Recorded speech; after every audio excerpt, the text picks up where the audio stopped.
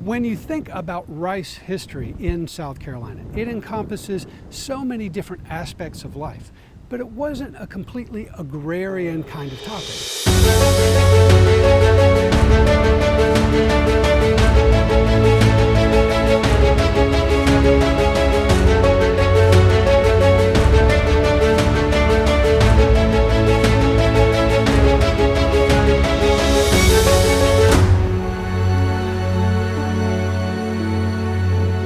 Hi everybody, this is Nick Butler from the Charleston County Public Library, and I'm standing here in downtown Charleston in an asphalt parking lot on the east side of the peninsula to talk about rice history.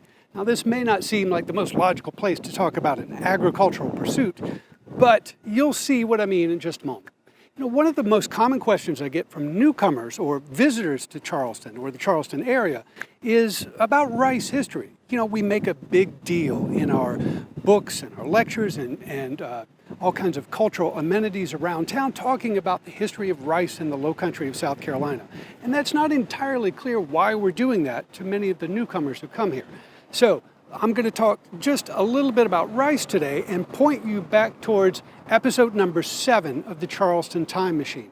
Back almost 4 years ago when I started that podcast, one of the earliest episodes I recorded was about rice history. Now this is a huge topic, and we could talk for hours about the history of rice in the low country of South Carolina.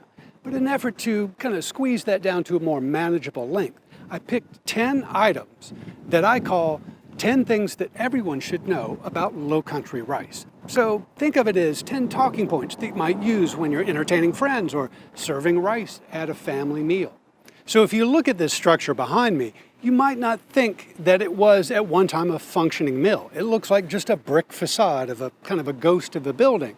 But this was a functional big building from the 1840s, and it's had a long life that hasn't been very kind to it. So this was a functioning mill until the early 20th century. It actually became a peanut processing plant around the time of World War I. The tornado of 1938 ripped the roof off of it, and it really ceased to be a commercial structure after that. The State Ports Authority actually acquired this facility in 1958, and Washington Street was extended through what was the front yard of the mill in the mid-20th century. Hurricane Donna in 1960 removed the two side and the back walls. So 3 walls collapsed in 1960 during a hurricane. And that left this very fragile structure standing behind me today. So the preservation community gathered around it and worked to shore it up. Then Hurricane Hugo in 1989 did significant damage to the existing brickwork. And so over the past few decades, there's been a lot of conversation in the preservation community about the merits of Bennett's rice mill and efforts to preserve it. So why would someone want to preserve this fragment of a 19th century industrial building? Well, for one reason, it's part of our architectural heritage. It is quite a fancy industrial building. You know, if you think of factories, you don't necessarily think of Palladian windows and all kinds of neoclassical design features. So it's part of our architectural heritage. On the other hand, this building, or what's left of it, represents a big part of our agricultural heritage here in the low country of South Carolina. This building is related to that rich rice heritage that really defined early South Carolina and formed such a big part of our history. And one of those items that I mentioned in my top 10 list of rice history was about the mechanization of rice production. So if you visit a plantation or you visit the Charleston Museum and you see artifacts and images related to rice history, you're bound to see an old-fashioned mortar and pestle. So think of a mortar as some kind of a container and a pestle as an instrument that you use to pound things in that container or mortar. And so that's ancient technology, right? And rice was cultivated and processed using mortar and pestle in South Carolina in the early days. But there were also mechanical means for processing rice to get it from the field to the market. And a lot of people are not aware of this. It was actually a big part of our 19th century rice history in the Low Country. So standing behind me, just over my shoulder, is Bennett's rice mill. So this was a construction from the early 1840s built by Governor Thomas Bennett in 1844, 1845. This was a privately owned rice milling facility. So rice that's being grown in plantations, say, up the Cooper River. And by the way, the Cooper River is directly behind me. You can't see it because of the State Ports Authority facility behind me. But the Cooper River is right back there. So plantations on the Cooper River producing rice could gather up their rice, put it on large flatboats, float it down the Cooper River at low tide, and bring it by wharf right up to Thomas Bennett's mill.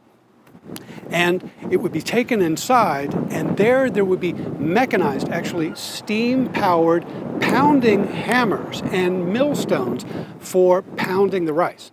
So rice is different from corn, it's different from wheat. So we're not pulverizing the rice to grind it into a powder like you might do to create flour, for example. But we're trying to take the hull, the hard outer covering of the rice kernel, and remove the hull. And if you do that, you do that by pounding it, whether it's with a mortar and pestle or with some kind of mechanically activated system of camshafts that are raising and lowering wooden hammers that are pounding the rice. So once that hull is removed, then what you've got is brown rice or whole grain rice. And further pounding, maybe a slightly gentler touch, will strip off the bran or the brown coating and reveal the white or polished rice. And so polished rice fetches a higher price at market than the brown rice does, at least back in the 18th and the 19th century. So facilities like Bennett's rice mill were pounding millions of bushels of rice in the mid-19th century. Now, this kind of mechanization wasn't available in the earliest days of South Carolina. So when rice production, rice agriculture started in the low country of South Carolina, say in the 1680s or certainly by the 1690s, all of that rice, very small annual output at the time, was being pounded by hand using an old-fashioned mortar and pestle. As the decades went by, people invented various kinds of machinery, some of it animal-powered, some of it wind-powered, and even water-powered mills to speed up and make more efficient that process of getting the rice from the field to the market, and thereby increasing the profitability for the white planters. So when you think about rice history, if you visit a rice growing plantation in the low country, then you're surely going to hear about the enslaved people who were responsible for planting and cultivating the rice in the field, and how difficult that labor was and how dangerous that labor was. And then getting that rice crop prepared for market took extra time. So planters wanted to find any means they could to speed up that process and to make it more efficient and more profitable. So as early as 1733, there are patents being issued in South Carolina for rice machinery to help speed up that processing. So in the 1690s, all of our rice is being pounded by hand with mortar and pestle.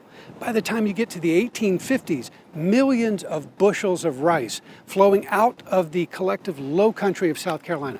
All of it is being processed by steam-powered mills that are all over the low country. Here on the peninsula of Charleston, between the Ashley and Cooper Rivers, there were at least 3 steam-powered mills. Mr. Bennett's mill here, which is the smallest of the 3. The largest was West Point Mill over on Lockwood Boulevard, which is now part of the municipal yacht basin, and also Chisholm's Mill at the west end of Broad Street, which is now the Coast Guard station. All 3 of those were places where planters could send their raw rice direct from the field and have it processed and then put into barrels and exported out of the port of Charleston. So when you think about rice history in South Carolina, it encompasses so many different aspects of life, but it wasn't a completely agrarian kind of topic. It was very progressive in some ways. In terms of mechanization, people were adapting the latest technology to make rice more profitable. And that's part of our rice history. If you'd like to hear the other 9 items that are on my top 10 list of things that everyone should know about low country rice, I want to point you back to episode number 7 on the Charleston Time Machine, which of course you can find on the webpage of the Charleston County Public Library. That episode I originally produced back in 2016, but I've just updated it, re-recorded it, added in a few more words, and it's available for you anytime from the Charleston County Public Library website. So thanks for listening, and I hope you enjoy episode number 7, 10 things everyone should know about low country rice. I'll see you in the future.